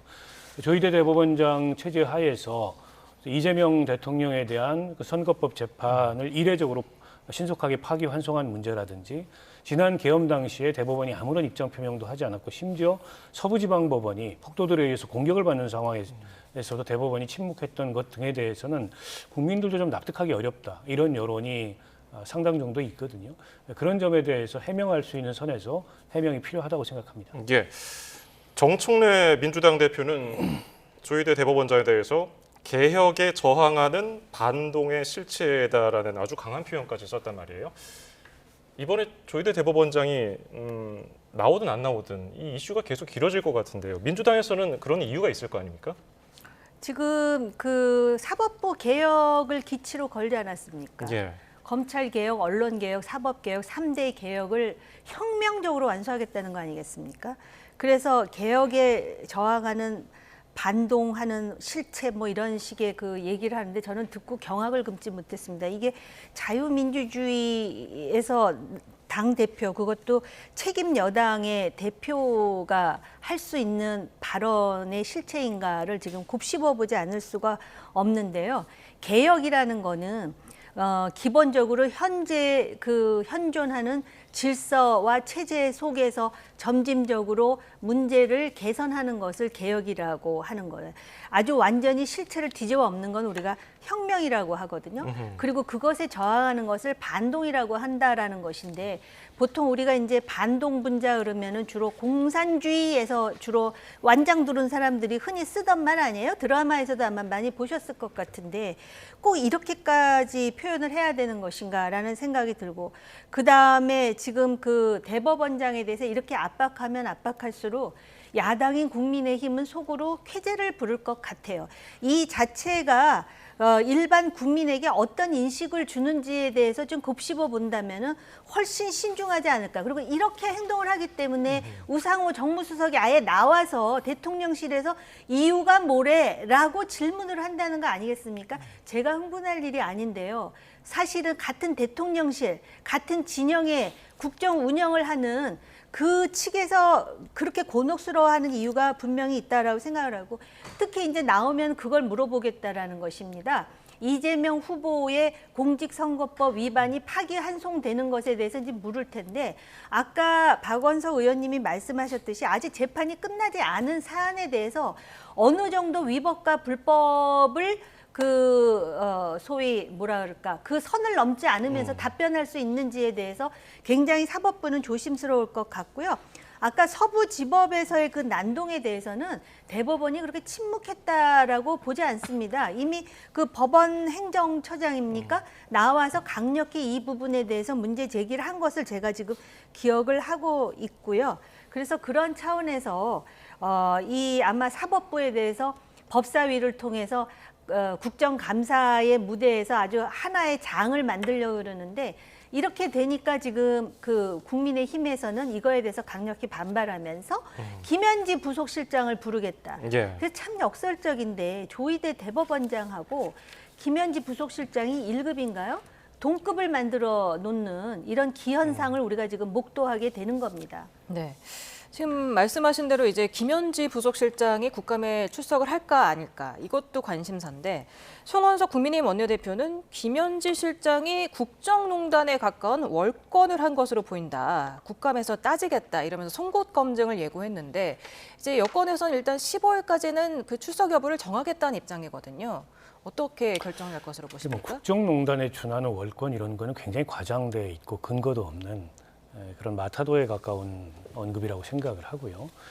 근데 김현지 실장이 이재명 대통령의 오래된 측근이라는 것 이외에 구체적으로 그러면 김현지 실장이 어떤 월권을 했고 어떤 무슨 국정농단이 있었는지를 야당이 그렇게 공세를 취하려면 밝혀야 되는데 그런 건 없습니다. 전부 카더라 수준의 얘기일 뿐이고요.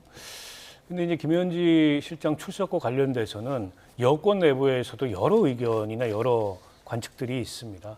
우상호 정무수석 같은 경우에 100% 출석할 거다 이렇게 언급을 했고 또 박지원 의원이라든지 한정혜 정책위 의장이라든지 대체로 출석할 것으로 보인다. 그리고 당 대변인인 박수현 대변인도 이제 출석할 것으로 보인다 이렇게 언급을 했는데 오늘 또 김병기 원내대표는 이게 일종의 이제 야당의 정치 공세이기 때문에 원칙대로 출석할 이유가 없다면은 출석하지 않는다, 부르지 않을 거다 이런 언급을 했어요. 아직 최종 결정은 아닙니다만 어쨌든 원내대표가 저런 언급을 하다 보니까 불출석 쪽에서 무게가 실리는 것 같아요. 근데 지금 상황에서 출석을 하지 않게 되면 계속 이 프레임이 돌아다닐 거거든요. 그래서 저는 개인적인 생각으로는 출석해서 털어버릴 건 털어버리고 또 부동한 정치 공세에 대해서는 뭐 여당 의원들이 훨씬 더 다수이기 때문에 그렇게 야당이 일방적으로 공세만 취할 수 있는 상황은 아니거든요. 그러니까 오히려 출석하지 않음으로 인해서 여러 오해, 억측 이런 것들을 불러일으키고 그걸 고착시킬 수 있는데 민주당 쪽에서 왜 저런 언급이 나오는지 조금 납득하기가 어렵고요. 오히려 이제 김현지 실장과 관련돼서 과거 성남시장 시절부터 이제 그런 의혹들을 끌어다가 야당에서 공세를 취했을 경우에 자칫 이제 과유불급 상황이 만들어질 수도 있거든요. 그런 점을 감안한다면 이렇게까지 피할 문제인가 싶은 생각에서 다소 좀 김병기 오늘 원내대표 언급은 이해하기가 좀 어렵습니다. 오늘 말씀은 여기까지 듣겠습니다. 박원석 전 의원, 정호김 전 새누리당 의원이었습니다. 감사합니다. 감사합니다.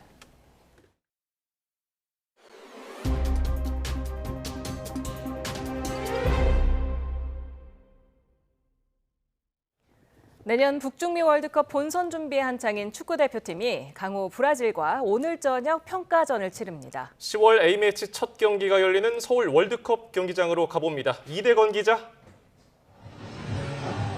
네, 서울 월드컵 경기장에 나와 있습니다. 네, 브라질과의 경기 잠시 뒤 8시에 시작하죠. 네, 8시니까 얼마 남지 않았는데 이곳에 지금 비 많이 오고 바람도 붑니다. 근데 지금 뒤에 사전 행사 보이십니까? 이미 많은 축구 팬들이 여기 모여 있습니다. 10월 A매치 첫 상대는 축구의 전통 강호인 브라질입니다. 홍명보는 오늘 경기에 손흥민과 황희찬, 이강인, 이재성 그리고 황인범과 김민재 등 해외파 주축 멤버들을 대거 내보낼 예정입니다. 손흥민이 지난 9월 미국 원정 때와 소속팀에서처럼 최전방 공격수 역할을 맡을 것으로 보입니다. 9월 A매치 때 연속골을 기록한 손흥민은 오늘 출전하면 차범근과 홍명보를 뛰어넘는 새 역사를 쓰게 됩니다. A매치 137번째 출전으로 남자 축구 최다 출전 단독 1위에 오르는데 개인에게 큰 영광이고 우리 축구 대표팀에도 대기록으로 남게 됩니다. 어제 기자회견에 나온 손흥민 선수의 소감입니다. 15년 동안 꾸준히 할 수 있었던 이 자리를 만들어주신 모든 분들께 정말 진심으로 감사하다는 말씀을 드리고 싶고 감독님도 옆에 계시고 또 차범근 위원님도 항상 이 대표팀이라는 자리를 항상 더 영광스럽게 이렇게 만들어주셔서 제가 이 태극마크의 또 의미를 또 잘 더 받아들일 수 있는 그리고 홍명보 감독이 오늘 브라질을 상대로 3백 전술을 가동할 가능성이 크죠? 네, 어제 기자회견에서도 홍명보 감독 그렇게 밝혔습니다.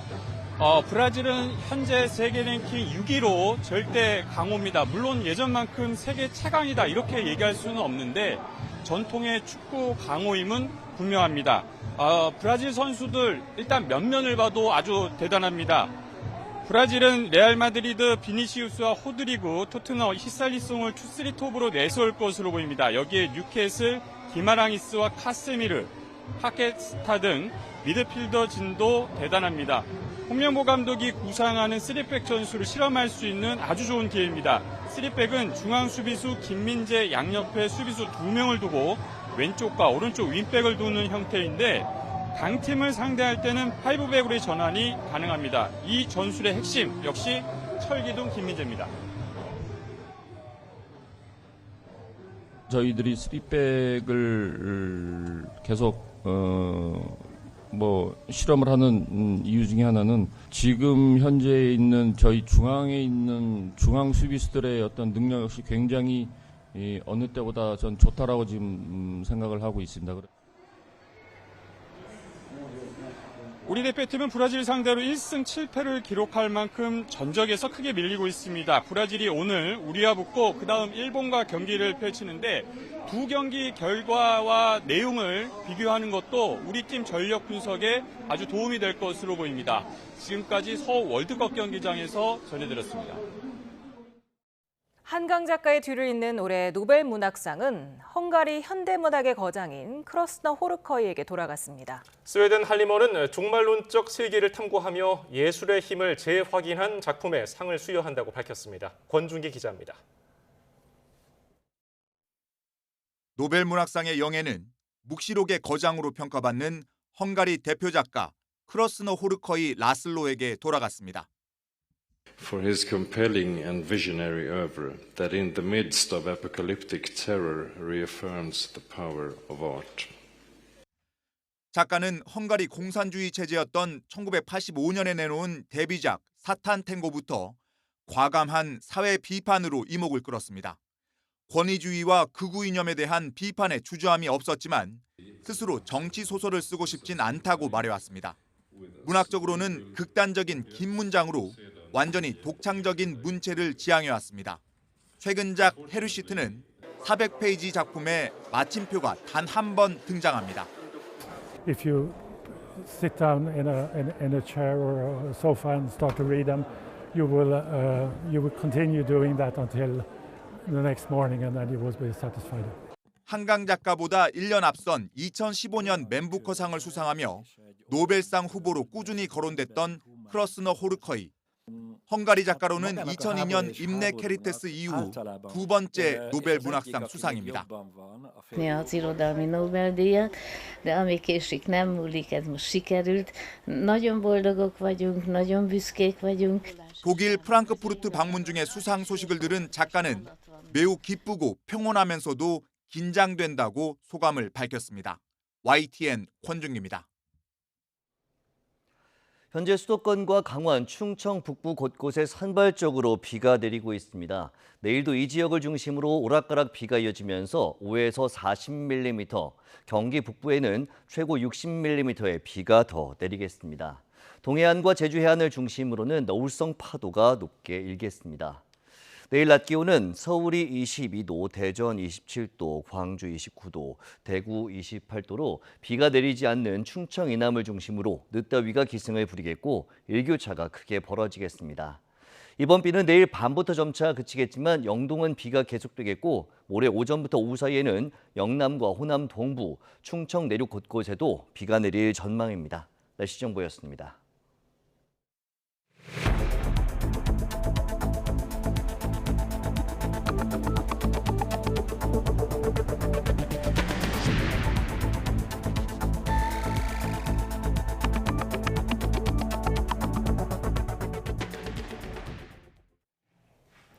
(7일간의) 황금 연휴 뒤 코스피가 뜨거운 상승세를 보이며 사상 처음 3,600선을 넘어섰습니다. 반도체주가 폭등을 했는데요. SK 하이닉스는 43만 원대로, 삼성전자는 9만 4천 원대로 올라서 나란히 52주 신고가를 달성했습니다. 류환웅 기자입니다. 추석 연휴 전 3,500선을 돌파했던 코스피가 연휴 뒤 연이어 3,600선마저 뚫었습니다. 무려 44포인트나 뛴 3,593으로 출발한 코스피는 개장 2분 후 3,600선을 돌파했고 얼마 안 가서 3,617까지 넘어섰습니다. 종가로도 1.7% 오른 3,610을 기록해 연휴 전 뜨거웠던 상승 열기가 식지 않았음을 보여줬습니다. 상승세 주역은 연휴 전과 마찬가지로 SK 하이닉스와 삼성전자 등 반도체주 투톱이었습니다. SK 하이닉스는 장중에 10% 이상 오른 43만 원대까지 도달해 또 사상 최고치를 기록했습니다. 삼성전자는 6% 오른 9만 4천 원대까지 도달해 52주 신고가를 달성했습니다.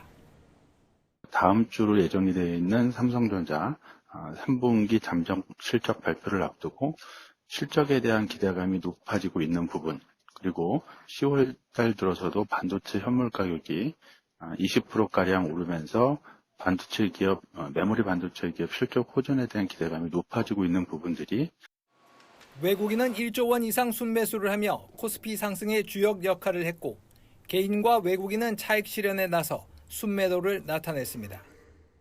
SK 하이닉스 주가가 장중에 43만 원대까지 오르며 시가총액이 처음으로 300조 원을 넘었는데 올해 초보다 15배 이상 불어났습니다. 코스닥은 858로 출발해 장 초반 혼조세를 보였지만 장 후반 상승세를 이어가 0.6% 오른 859로 장을 마쳤습니다. 코스닥 시장에서도 외국인은 홀로 2천억 원 순매수를 했고 개인과 기관은 순매도였습니다. 원달러 환율이 지난 5월 이후 5개월 만에 다시 1,420원대로 올랐었지만 외국인 매수세는 꺾이지 않았습니다. YTN 유환홍입니다. 삼성전자 주가가 급등하면서 이재용 회장의 주식 재산이 20조 원을 돌파한 것으로 나타났습니다. 한국 CXO 연구소는 오늘 기준 이 회장의 주식 재산이 20조 7,178억 원에 이르는 것으로 집계했습니다. 이 회장이 이건희 선대 회장이 기록한 우리나라 역대 최고 주식 평가액인 22조 원의 벽을 언제 깰지도 관심입니다. 이재명 대통령이 화재 피해 복구가 진행 중인 국가정보자원관리원을 찾아 피해 상황을 보고받고 대응 계획을 점검했습니다. 연휴에도 복구에 나선 근무자들의 어려움을 듣고 격려를 전했는데 야권의 화재 대응 공세를 차단하려는 의도로도 풀이됩니다. 정인용 기자입니다. 이재명 대통령이 화재가 발생한 국가정보자원관리원을 찾았습니다. 불이 난 배터리들에 대한 냉각 작업이 진행 중인 침수조를 살펴보고 최초 발화 지점인 전산실도 둘러봅니다. 징검다리 연휴를 맞아 연차를 냈던 이 대통령이 화재 발생 2주 만에 처음으로 현장을 방문한 겁니다. 이번 화재 때문에 국민들께서 큰 불편과 불안을 겪고 있습니다. 국정의 최고 책임자로서 송구하다는 말씀을 먼저 드립니다. 이 대통령은 이 자리에서 화재 피해 현황과 향후 복구 계획을 보고받았습니다. 또 실무자들이 현장에서 느끼는 고충을 듣고 신체적, 정신적 위험에 노출되지 않도록 안전한 근무 환경을 마련하라고 지시했습니다. 이 대통령은 국가 전산 자원이 국방만큼 중요하다며 신속한 복구와 확고한 재발 방지책을 거듭 강조한 거로 전해졌습니다. 정부가 전체 장애 시스템의 규모를 뒤늦게 정정하는 등 대처가 미흡했다는 지적이 계속되고 있는 만큼 국민 불안감을 해소하기 위해 이 대통령이 직접 현장을 챙긴 걸로 보입니다. 특히 이 대통령이 화재 복구 기간 예능 프로그램에 출연한 것과 관련해 야권의 비판이 이어지고 있는 점을 고려해 이를 불식시키려는 의도란 해석도 나왔는데 대통령실은 선을 그었습니다. 대통령실 관계자는 YTN에 행정부 수반으로서 명절 기간에도 고생한 근무자들을 격려하는 차원의 방문이라며 야당 비판과 무관하다고 일축했습니다. 이 대통령은 국정자원 화재 현장 방문을 마친 뒤 다시 휴가에 들어갔는데 관세 협상과 개혁 과제 등 국정 방향을 다듬는 데에 몰두할 걸로 보입니다. YTN 정인용입니다. 네, 조금 전에 들은 속보 전해드립니다. 이스라엘에 구금됐던 우리 국민이 현지 시간으로 오늘 오전에 튀르키예 이스탄불로 향하는 항공편을 통해서 자진 추방돼서 조만간 귀국길에 오를 예정이라고 외교부가 밝혔습니다. 앞서 현지 시간 8일 이스라엘군이 가자 지구에 접근하던 국제 구호선단 11척을 납포했는데요.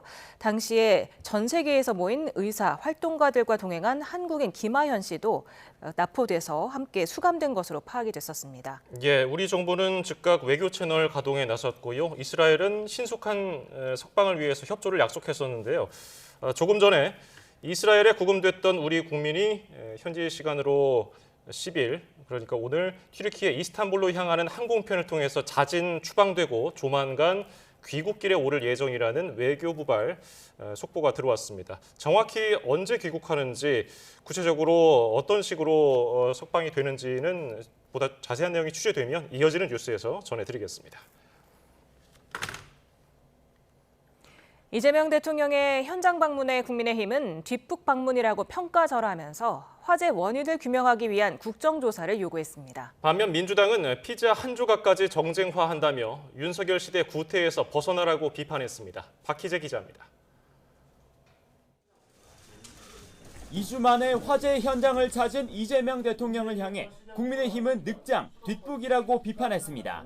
불이 난 직후 예능 냉장고를 부탁해에 출연해 보여주기식 정치를 하느라 정작 재난 현장을 외면했다면서 민생을 생각하는 정부가 맞느냐고 반문했습니다. 국민의 민생을 챙기는 정부인지 아니면 이미지 정치에만 몰두하는 그런 정치인지를 화재 사태로 여실히 보셨다고 생각을 합니다. 화재 한 번에 국가 전산망이 통째로 마비되고 주먹구구식 행정 때문에 중단된 시스템 규모조차 틀렸다며 이를 국정조사로 규명하자고도 제안했습니다. 화재 원인, 피해 규모, 컨트롤타워인 대통령실의 대응까지 총체적인 부실을 전면 재점검하고 반면 더불어민주당은 이번 화재 책임이 현 정부가 아닌 관련 예산 편성을 놓친 윤석열 정부에 있다고 거듭 주장했습니다. 또 이 대통령의 예능 출연은 한식산업과 수출을 위한 노력이었는데도 야당이 사소한 일까지 정쟁화시킨다며 민생에 집중하라고 일갈했습니다. 그런데 국민의힘은 피자 한 조각, 떡볶이 한 접시까지 문제 삼으며 정쟁을 이어갑니다. 국민의힘은 제발 이성을 되찾기 바랍니다. 국민과 국익은 안중에도 없이 냉장고를 열었다 닫았다면 전기로만 울리는 이유가 뭡니까? 대한민국 제1야당 맞습니까? 날선 공방 속에 민주당은 3주 남은 경주 에이펙 기간 정쟁 중단을 제안했고 국민의힘은 부동산과 물가, 환율 등을 우려하며 민생경제협의체를 가동하자고 외쳤습니다. 국민의힘이 진정 우리 경제를 걱정한다면 에이펙 회의가 열리는 기간 동안만이라도 모든 정쟁을 중단할 것을 제안합니다. 독선과 독재를 접고 노선 수정을 하여 민생경제협의체가 가동될 수 있는 여건을 여야는 응급실 뺑뺑이 방지법 등 민생법안 60여 건을 두고 국정감사 기간에 본회의를 여는 방안도 물밑에서 조율 중입니다. YTN 박희재입니다. 국가정보자원관리원 전산실 화재로 중단된 행정시스템 복구율이 32.5%를 기록했습니다. 중앙재난안전대책본부는 오늘 오후 6시 기준 전체 709개 행정서비스 가운데 231개가 복구됐다고 밝혔습니다. 새로 정상화된 서비스는 기획재정부 복권위원회 홈페이지와 행정안전부 성과관리 시스템 등입니다. 이 가운데 서비스가 정상화된 1등급 시스템은 전체 40개 가운데 30개에 이릅니다. 국가정보자원관리원 화재 원인 규명을 위한 경찰 수사가 명절 연휴에도 이어졌습니다. 경찰은 지금까지 업무상 실화 혐의로 5명을 입건했고 비상 전원장치 내 배터리 묶음 전원을 차단하지 않았다는 진술을 확보해서 이번 화재와의 연관성을 들여다보고 있습니다. 오승훈 기자입니다.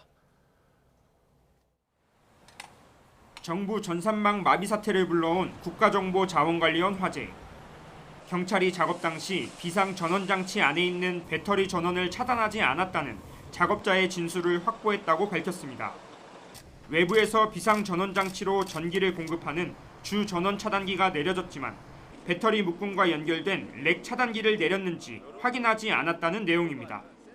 전원을 분리하더라도 배터리는 에너지를 갖고 있고 이거 옮기면서 외부의 어떤 합선을 이렇게 우리가 단락이라 그러는데 열폭주가 나가지고 배터리가 화재가 가요.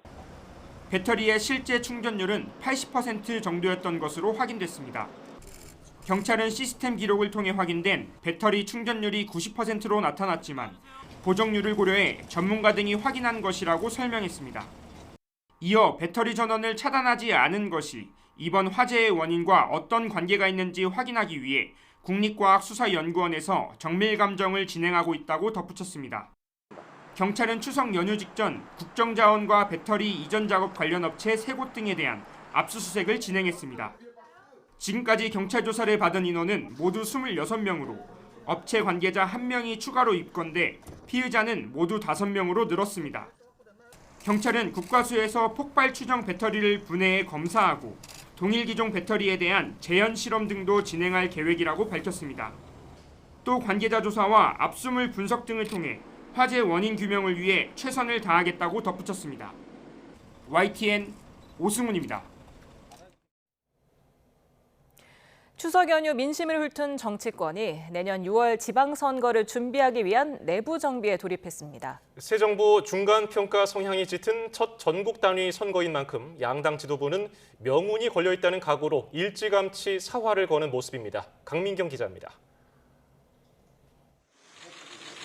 황금 연휴 직후 민주당 지도부 회의에서 오세훈 서울시장과 국민의힘 안철수 의원이 문매를 맞았습니다. 세금 먹는 하마들만 한강에 잔뜩 풀어놓은 오세훈 시장이야말로 서울시민 혈세 약탈의 주범 아닙니까? 서울시장 하려다 철수하고 대통령 꿈꾸다 또 철수하고 이번에는 경기도지사 해보려고 눈물겨운 안철수 의원. 내년 지자체장을 노리는 잠룡들이 잠재적 경쟁자를 저격한 모양새인데 여의도에선 이미 지방선거 레이스가 시작됐습니다. 민주당은 경선 규칙과 가산점 반영 같은 공천 룰을 이달 안에 확정할 예정인데 출마를 저의지라는 인사들의 선택을 돕는 차원으로 풀이됩니다. 국민의힘도 질세라 지방선거 총괄기획단을 공식 출범했습니다. 국민의힘 지방선거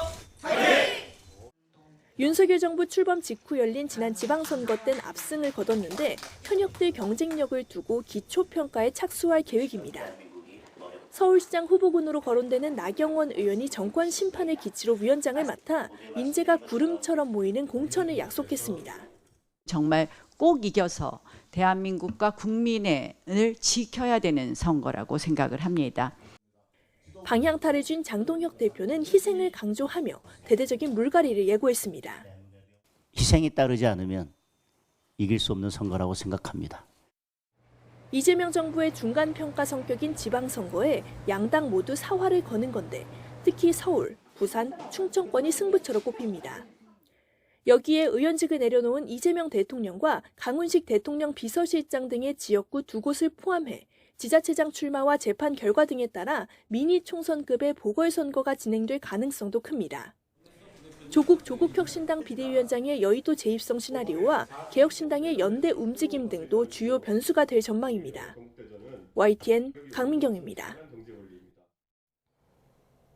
트럼프 미 대통령이 경주 에이펙 정상회의를 앞둔 오는 29일 방한에 최소 1박 2일 동안 한국에 머물 것으로 알려졌습니다. 한미 관세 후속 협상이 진통을 거듭하는 가운데 일각에서는 당일치기 방문설까지 거론됐지만 이보다는 체류 시간이 길 것으로 예상됩니다. 강진원 기자입니다. 트럼프 미국 대통령이 경주 에이펙 정상회의를 계기로 한국을 찾는 시점은 사실상 확정된 분위기입니다. 26일부터 말레이시아와 일본을 잇따라 방문한 뒤 29일 오전 방한할 것으로 보입니다. 문제는 트럼프 대통령이 한국을 떠나는 시기인데 일각에선 같은 날 저녁 바로 출국할 거란 외교 소식통발 관측마저 나왔습니다. 3,500억 달러 규모 대미 투자 세부안을 놓고 한미 양측이 줄다리기를 벌이는 만큼 미국이 우리를 압박하고 있다는 해석이 뒤따랐습니다. As you know, in Japan it's 550 billion, South Korea is 350 billion now. That's up front. 하지만 당일치기 방한이 될 거란 일각의 우려와 달리 트럼프 대통령은 최소 1박 2일 동안 한국에 머물 것으로 예상됩니다. 정부 고위 관계자는 YTN에 트럼프 대통령이 우리나라에서 1박하는 일정은 미국 측과 거의 조율된 상황이라고 밝혔습니다. 미국 정상의 동선과 관련해 여러 이야기가 나오고 있지만 외교 관례상 확정되기 전까진 발표하지 못할 뿐이란 취지의 설명을 덧붙였습니다. 정부는 오는 31일 개막하는 경주 에이펙 정상회의 본 행사에도 트럼프 대통령이 참석할 수 있도록 미국과 협의를 이어갈 계획인 거로 전해졌습니다. 돌다리를 두드려보는 자세로 철저하게 준비 또 대비해 주시기 바랍니다. 트럼프 대통령의 한국 방문 시간표는 다른 굵직한 이벤트에도 영향을 줄 수밖에 없습니다. 트럼프 대통령이 오는 29일부터 1박 2일 동안 체류한다면 이재명 대통령과 두 번째 한미 정상회담, 그리고 시진핑 주석과 미중 정상회담은 29일과 30일 이틀 사이에 열릴 가능성이 큽니다. 미국 측과 막판 조율이 계속되곤 있지만 트럼프 대통령이 일찌감치 2박 3일 일본 방문을 확정한 것과 우리 사정이 대비된다는 지적이 나온 것도 사실입니다. 그 배경 가운데 하나로 관세 협상이 꼽히는데 대통령실은 국익 훼손은 안 된다는 원칙 아래 경주 에이펙 전까지 최대한 이견을 좁혀보려는 기류입니다. YTN 강진원입니다. 김건희 씨 일가의 양평 공흥지구 특혜 의혹과 관련해 특검 조사를 받은 경기 양편군 간부 공무원이 숨진 채 발견됐습니다. 특검은 추가 소환 계획은 없었다며 경위를 더 파악해 보겠다는 입장을 밝혔습니다. 권준수 기자가 보도합니다. 경기도 양평군청에서 일하는 50대 면장 A씨가 자택에서 숨진 채 발견됐습니다.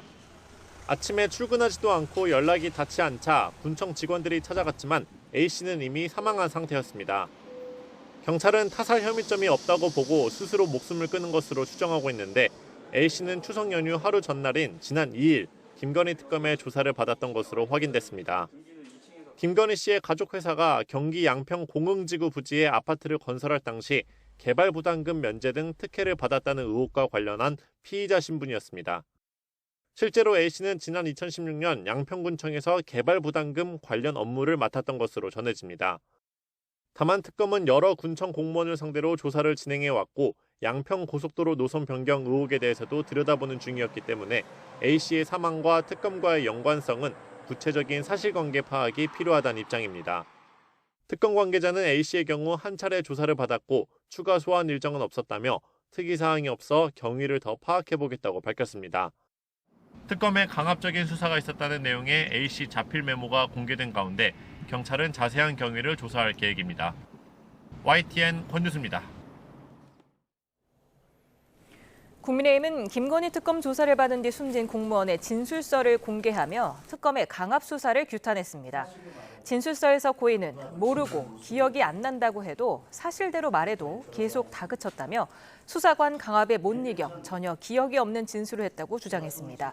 또 답도 수사관이 정해서 요구한 뒤 빨리 도장을 찍으라고 강요했다며 너무 힘들고 지쳐 세상을 등지고 싶다고 썼습니다. 윤석열 전 대통령이 공수처의 체포를 막기 위해 총을 쏘면 되지 않느냐고 말했다는 걸 전해 들었다는 전직 경호처 간부의 증언이 법정에서 나왔습니다. 서울중앙지법은 오늘 윤 전 대통령의 특수공무집행 방해 혐의 사건 기일회 공판을 진행했습니다. 증인으로 출석한 김대경 전 대통령 경호처 지원본부장은 당시 박종준 전 경호처장으로부터 윤 전 대통령이 총 한 번만 쏘면 되지 않느냐고 말했다는 얘기를 전해 들었다고 증언했습니다. 해외에서 직구한 어린이 헬멧에서 건강에 나쁜 유해 물질이 기준치의 최대 700배 넘게 검출됐습니다. 아이 안전을 위해서 샀던 용품이 되레 해가 되는 상황에 서울시가 판매 중단을 요청했습니다. 이형원 기자입니다. 아이들이 킥보드나 자전거 탈 때 쓰는 헬멧입니다. 아이 둔 집이라면 안전을 위해 꼭 갖추고 있는 필수 장비입니다. 문제는 국내보다 70에서 80%나 싼 가격에 혹해 중국 직구를 했다가는 위험할 수 있다는 점입니다. 알리 같은 해외 사이트에서 직구한 이 제품을 검사했더니 겉과 안, 턱 보호대에서 프탈레이트 가소제가 국내 기준치보다 최대 746배, 납은 57배 넘게 나왔습니다. 롤러스케이트도 유해 물질 범벅이었습니다. 발등을 고정하는 벨크로에서 프탈레이트계 가소제가 기준치의 706배, 홀로그램 장식에서는 카드뮴이 3.8배나 검출됐습니다. 프탈레이트계 가소제의 경우에는 불임이랄지 정자수 감소 이런 생식 기능에 영향을 미칠 수 있고 카드뮴 같은 경우에는 뼈에 이상을 일으키고 간이와 신장에 축적이 되는 발암물질로 볼 수 있습니다. 보호 기능은 무용지물, 구조상 결함까지 확인됐습니다. 무릎과 팔꿈치 보호대는 충격 흡수를 제대로 하지 못했고 신발이 플레이트보다 더 길어 균형을 유지하기조차 어려웠습니다. 이 밖에 아이들 옷과 신발, 키링도 안전 기준을 충족하지 못했습니다.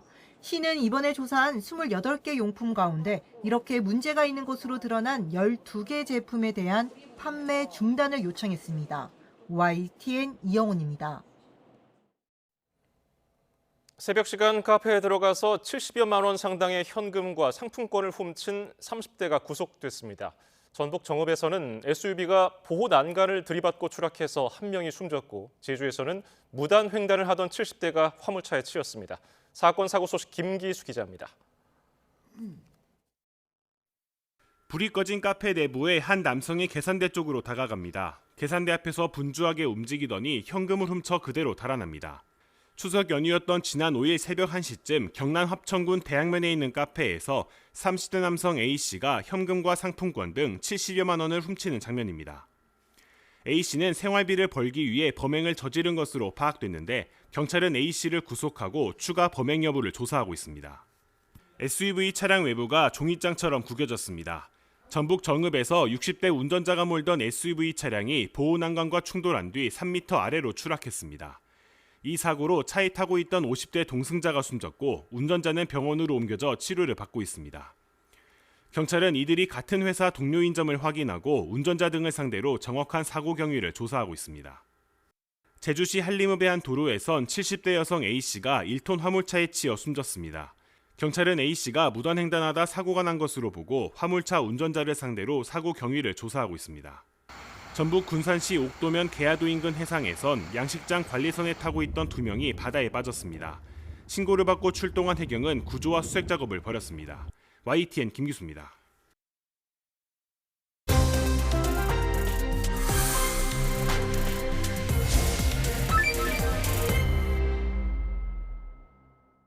네, 우리나라가 보유한 유네스코 등재 세계유산의 가치와 의미를 되새기는 축제가 지난 7월 시작됐는데요. 네, 지금은 고인돌과 갯벌로 유명한 전북 고창에서 열리고 있습니다. 고창 소식을 듣기 위해 오늘은 YTN 스튜디오에 심덕섭 고창 군수를 초대했습니다. 어서 오세요. 안녕하세요. 네, 지금 세계유산 축전이 열리고 있다고 하는데 이게 어떤 축제입니까? 그 세계유산축제는 세계유산을 보유하고 있는 그 자치단체하고 국가유산청이 함께 우리나라 유네스코 세계유산의 가치와 의미를 공연이라든가 또는 체험 또는 전시 등 이런 다양한 프로그램을 통해서 누구나 쉽고 또 재미있게 이해하고 즐길 수 있는 그런 축제를 말합니다. 2020년도부터 시작된 이 세계유산축제는 올해 6회째를 맞고 있는데요.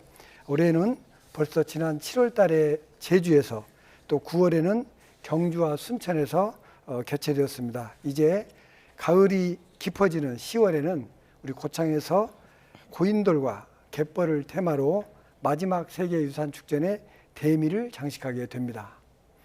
특히 이번에는 참 모시기 어려웠던 주한 외국 대사님들이 많이 찾아주시고 또 국내외 석학들이 우리 고창 지역을 찾아주시면서 고창을 해외에 널리 알리고 또 새로운 교류의 장을 열어가는 기회가 되고 있습니다. 네, 고창군은 유네스코가 인정한 세계적인 보물 7가지가 있다고 들었는데요. 네. 어떤 것들입니까? 먼저 전 세계에서 가장 많은 고인돌이 밀집되어 있는 고인돌 유적지가 2000년도에 세계 문화유산으로 등재가 되었습니다. 이어서 고창 갯벌이 세계 자연유산에 또 고창의 판소리와 농악이 인류 무형유산에 등재가 되었고요. 2013년에는 우리 고창군 전체가 생물권 보전 지역으로 지정이 되어 있습니다. 특히 최근 2023년도에는 지역의 지질 명소 13곳이 유네스코 세계 지질공원에 또 동학 농민혁명 기록물이 유네스코 세계 기록유산에 오르면서 우리 유네스코가 인정한 5개 분야의 7개 프로그램을 우리 고창이 간직하고 있습니다. 거대한 자연과 인간의 문명을 통틀어서 다양성 분야에서는 국내의 최고이고 또 세계에서도 손꼽히는 도시입니다. 이와 같은 세계 유산 도시의 강점과 기회 요인을 잘 살려 우리 고창군은 지방 소멸 시대에 지역의 지속 가능성을 높이고 또 변화와 성장을 만들어가기 위해 꾸준히 노력하고 있습니다. 네, 고창 세계유산축전에 가면 고인돌 관련해서 프로그램이 있다고 하는데 이걸 꼭 봐야 한다면서요? 네, 그 재밌는 프로그램을 몇 개 좀 소개시키고자 합니다. 가장 좀 재밌는 것은 총 4교시, 우리로 치면 학교로 친다면 4교시로 편성이 되어 있는 고인돌 세움학교를 추천을 드리고 싶습니다. 예. 이 4교시 중에 1교시에는 우리 고창의 지역에 있는 고인돌의 가치에 대해서 좀 알아보고 2교시에는 스톤헨지 등 세계의 거성문화에 대해서 설명이 이루어지며 3교시에는 세계유산의 보존과 활용 또 탄소 중립 실천 교육이 진행이 됩니다. 그리고 마지막 4교시에는 직접 고인돌 모형을 만들어 보면서 고인돌의 제작 원리도 이해하고 또 멋진 기념품도 가져갈 수 있도록 구성되었습니다. 또 10월 16일에는 우리 고인돌과 거성문화를 연구하는 3개의 석각들을 저희가 초청해서 국제 학술대회를 개최를 하고 그 다음 날 17일 날에는 국내 31개의 세계유산도시 지자체장이 참여한 정례회의도 열면서 세계유산도시 고창의 브랜드를 널리 또 알리고 또 우리 지역민의 자긍심을 높이는 계기로 삼고자 합니다. 예, 조금 전에 군수께서 갯벌 관련해서도 말씀해 주셨는데 철새 탐방이 있다고 들었어요. 네, 네. 이건 어떤 내용입니까? 철새 탐방은 철새 탐조 이렇게 표현하는데요. 우리 고창의 갯벌에는 철새의 이동 경로로서 남쪽에서 북쪽으로 또는 북쪽에서 남쪽으로 이동하는 과정의 중간 기착지로 많이 오는 곳이고요. 예. 또 하나는 멸종 위기종들이 우리 고창 지역에 이 갯벌에서 살고 있습니다.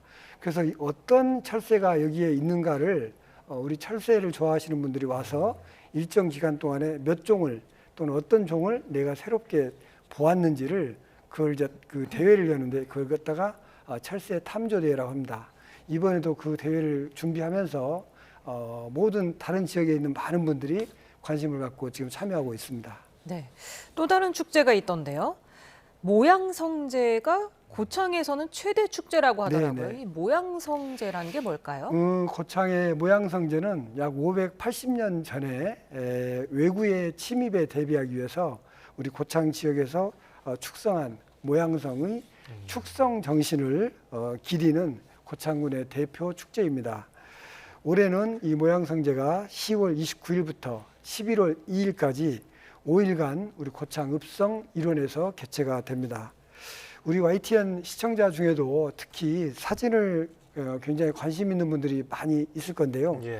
전국의 사진 작가들이 손꼽아 기다리는 것 중에 하나가 이 모양성제의 하이라이트인 답송놀이 하는 날입니다. 이 답송놀이 하는 날에는 형형색색의 고운 한복을 입고 또 머리에 돌을 이고 그야말로 성곽길을 도는 여인들의 모습이 정말 아주 장관입니다. 특히 모양성제는 낮뿐만 아니라 밤에 더욱 활짝 피어나는데요. 읍성에 경관 조명이 켜지고 또 색색의 소망등에 불이 들어오면은 정말로 낭만적입니다. 시청자 여러분께서도 금년 고창 모양성제에 꼭 한번 구경 오셔서 보시고 가셨으면 좋겠습니다. 예. 자, 그리고 고창하면은 청보리밭 축제를 떠올리는 분들 많으실 텐데 올 봄에 이 축제가 아주 크게 성공했다고 들었습니다. 네, 네. 비결이 뭡니까? 올 봄에 열렸던 이제 청보리밭 축제가 전국에서 약 51만 명 정도의 관광객들이 오시면서 그야말로 이제 대박을 터뜨렸습니다.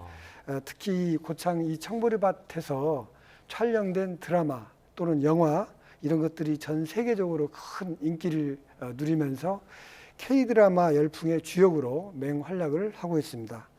그중에서도 다 아시겠습니다만 폭삭 속았수다라고 하는 넷플릭스의 드라마 프로그램이 있었는데 예. 이곳의 촬영지가 이곳이 고창 청보리밭입니다. 이게 알려지면서 굉장히 많은 분들이 오셨는데 덕분에 저희가 이번에 축제 제목도 주제도 드라마 같은 풍경, 영화 같은 하루 이렇게 딱 정하고 또 거기에 드라마 주인공들이 입고 다니는 교복과 추리닝을 빌려주는 그런 이벤트도 하면서 그야말로 따스한 봄날에 이 초록빛 탁 트인 풍경을 보시고 힐링을 즐기시는 분들이 이 축제를 많이 좋아했다고 생각이 됩니다. 네. 고창 지역 현안도 질문 안 드릴 수가 없는데 서해안 철도망 연결을 강하게 추진하고 계시다고 들었습니다. 이유가 뭘까요? 우리 대한민국의 철도가 놓인 지가 벌써 100년이 넘었고 또 특히 이제 고속열차로 전국 2시간권 내에서 생활권이 되었지만 아직도 우리 고창 군민은 철도의 혜택을 보지 못하고 있습니다. 최근에 대한민국의 해안선, 서해안, 동해안, 남해안을 따라서 철도망이 U자형으로 다 만들어지고 있는데 그중에서도 딱 목포에서 군산까지 이 구간만 연결 노선에서 빠져 있습니다. 그래서 이번에 제5차 국가계획을 수립할 때 이 단절 구간인 서해안 철도를 꼭 반영시키고자 저희가 열심히 노력하고 있습니다.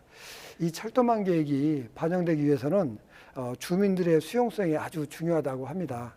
그래서 이미 저희가 전북특별자치도, 전라남도 그리고 5개의 기초지자체장이 서로 협력하는 MOU도 체결을 하고 또 3월 달에는 국회의원들과 전문가들을 함께 모아서 국회에서 정책 포럼도 가지면서 저희가 서해안 철도 건설의 당위성을 널리 알리고 있는 상황입니다. 예. 삼성전자가 대규모 물류센터를 고창에 짓는다는 소식이 들려왔는데 네. 어떤 효과를 기대하고 계십니까? 그 꿈의 기업이라고 하는 우리 삼성전자가 우리 전북 지역에는 처음으로 우리 고창에 투자를 하게 됩니다. 그래서 첨단 물류센터가 우리 고창에 들어오게 되어 있는데 사실 2년 전에 약 3천억 원의 투자 유치 협약을 체결한 후에 그동안 이제 여러 가지 행정 절차를 거치고 드디어 이제 마침내 다음 달 초에 이제 우리 고창 산업단지에서 첫 삽을 뜰 계획에 있습니다. 최근에 저희가 건물 조감도를 받아봤는데 이 가로가 512m, 세로가 216m, 그리고 높이가 40m에 달하는 정말 엄청난 규모로 지어집니다. 이 삼성전자 물류센터가 들어서게 되면 우선적으로 우리 아들, 딸들이 다 좋아하는 정말로 원하는 고임금의 일자리 500개가 만들어지게 됩니다. 또한 엔지니어를 비롯해서 기술지원 부서에서는 우리 고창 지역의 지역 인재를 우선적으로 채용하게 될 것입니다. 또 고창 쌀을 비롯해 지역 농특산물이 삼성에 납품이 되고 또 기업 입주가 진행이 되면 산단 근로자들을 위한 주거 환경도 크게 좋아질 것으로 기대가 됩니다. 예, 오늘 말씀은 여기서 줄이겠습니다. 네. 심덕섭 고창 군수였습니다. 감사합니다. 네, 감사합니다.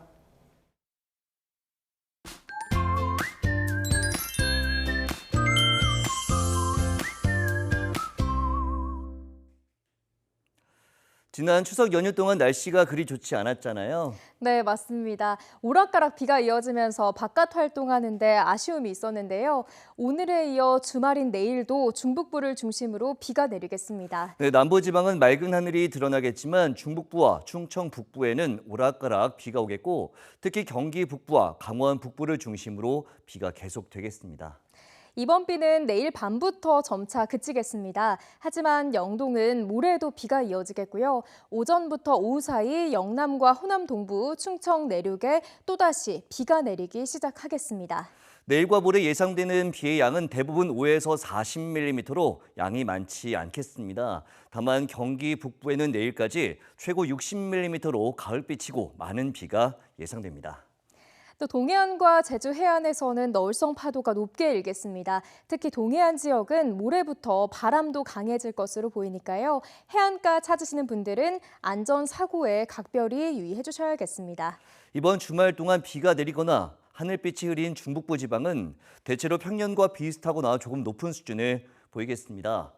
반면 내일 광주의 한낮 기온이 29도, 모레는 27도까지 오르는 등 남부지방을 중심으로는 늦더위가 이어질 전망입니다. 날씨 캔버스의 윤수빈, 김수현이었습니다. 오늘 뉴스 플러스는 여기까지입니다. 시청해주신 여러분 고맙습니다.